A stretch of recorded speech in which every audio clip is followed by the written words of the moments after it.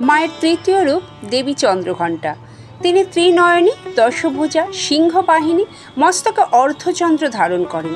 তার রূপে একসাথে শক্তি ও সৌন্দর্য প্রকাশিত। অবস্থান মণিপুর চক্র, হিমালয় দুহিতা ও শিবপত্নী। দেবী চন্দ্রঘণ্টার দুটি পৌরাণিক কাহিনী আছে।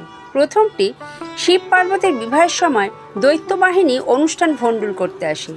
তখন দেবী চন্দ্রঘণ্টা রূপে আবির্ভূত হয়ে ভয়ঙ্কর ঘণ্টাধ্বনিতে দৈত্যদের বিতাড়িত করেন। অপর কাহিনীটি, শিব যখন বিবাহ করতে আসেন তখন তিনি বিকট রূপে ভূত প্রেত নিয়ে আসেন। তা দেখে মা মেনকা মূর্ছিত হন।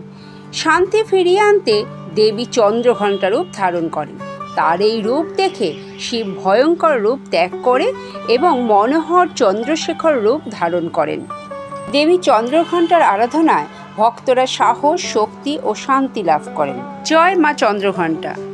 সকলের মঙ্গল করো। শুভ শারদিয়া।